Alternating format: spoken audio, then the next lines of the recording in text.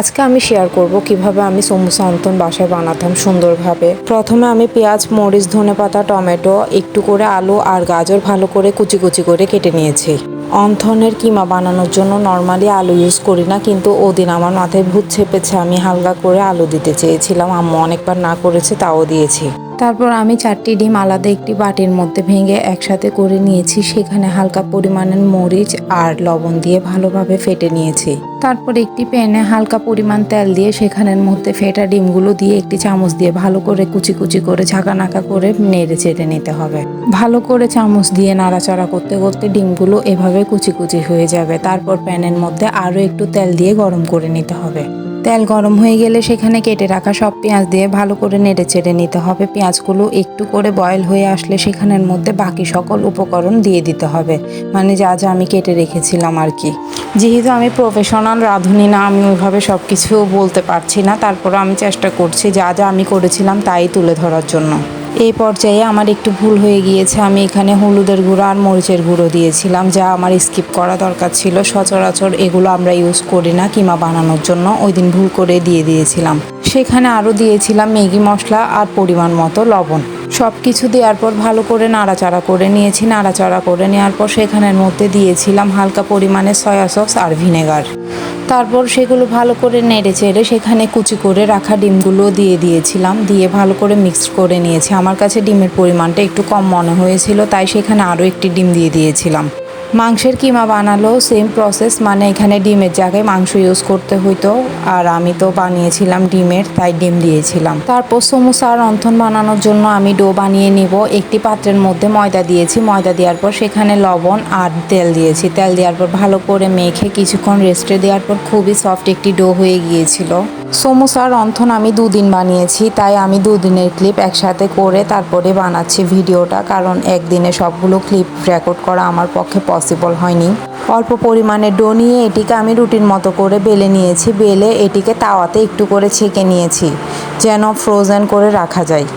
রুটিটাকে 4 ভাঁজ করে নিতে হবে। তারপর একটি ছুরির সাহায্যে শেপ অনুযায়ী কেটে নিতে হবে, মানে 4 পিস করে নিতে হবে। এখন অনেকে এসে বলবে, আপু আপনাদের তক্তা বেলুনটা এভাবে ভেঙে গিয়েছে কেন? ভাই, ভেঙে গেলেও এটাই আমরা কমফোর্ট ফিল করি, তাই এটা ফেলছি না, এটাই ইউজ করে যাচ্ছি। তারপর রুটিকে 4 টুকরো করে একটি বক্সের মধ্যে নিয়ে নিতে হবে, কারণ বাতাসে রাখলে ওটি একদম শক্ত হয়ে যাবে। এটি হচ্ছে অন্য একদিনের কিমা, সেদিন মাংস দিয়ে বানিয়েছিলাম। এইটা আমি মুখে বলে আসলে বুঝাতে পারবো না কিভাবে বানাচ্ছি। সমোসাটা দেখলে হয়তো বা বুঝতে পারবেন। আর এখানে আমি পানি ইউজ করছি, মানে জোড়াগুলো লাগানোর জন্য। প্রথমে 2 সাইড জোড়া লাগিয়ে আমি এভাবে ক্যাপের মতো বানিয়ে নিয়েছি। তারপর সেখানের মধ্যে কিমা দিয়ে দেব। প্রথমের ভিডিওটা যেহেতু আমি করেছিলাম, তাই ভালোভাবে করতে পারিনি, এখানে ভালোভাবে আরেকবার দেখিয়ে দেওয়ার চেষ্টা করছি। প্রথম হচ্ছে এক পাশ বোটে নিয়েছি, তারপর সেখানে পানি দিয়েছি, তারপর অন্য একটি পার্টও দিয়ে তারপর জয়েন করে নিয়েছি আর কি।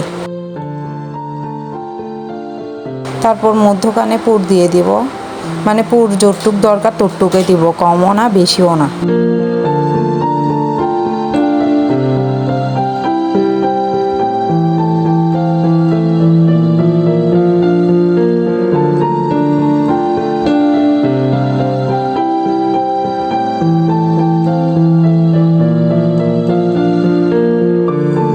এখানে একে একে করে সবগুলো সমোসা এভাবে বানিয়ে নিতে হবে।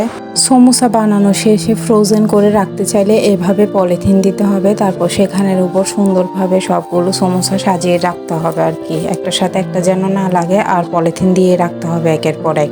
তারপর সমোসাগুলো নিয়ে ডিপের মধ্যে রাখতে হবে। এভাবে রাখলে অনেকদিন ধরে সমোসাগুলো ঠিক থাকবে, পরে যখন ইচ্ছা তখনই ভেজে খাওয়া যাবে। অন্যদিকে অন্থন বানানো একেবারেই সোজা। প্রথমে হচ্ছে রুটির মতো ছোট শেপ করে বেলে নিতে হবে, তারপর চারপাশে পানি দিয়ে ভালোভাবে মেখে নিতে হবে আর কি, যেন জোড়াটা লেগে যায়। তারপর এভাবে বোটে, বাকিটা আপনারা দেখে বুঝে নেন, আমি বুঝিয়ে দিতে পারতেছি না। অন্তনও চাইলে ফ্রোজেন করে রাখা যায় বানানোর পর তাওয়াতে হালকা করে ছেঁকে নিলে আর কি। আর আমার মতো চালাক হইলে ভিডিও করার নাম দিয়ে এভাবে ভাবিকে দিয়ে কাজ করিয়ে নেবেন। ভাবিকে গিয়ে বলবেন, ভাবি আমি ভিডিও বানাচ্ছি, আপনি সুন্দর করে অন্থন বানানো। উনিও একে একে সব অন্থন বানিয়ে দিবে। আর এ হচ্ছে আমার সমোসার ফাইনাল লুক। আল্লাহ হাফেজ।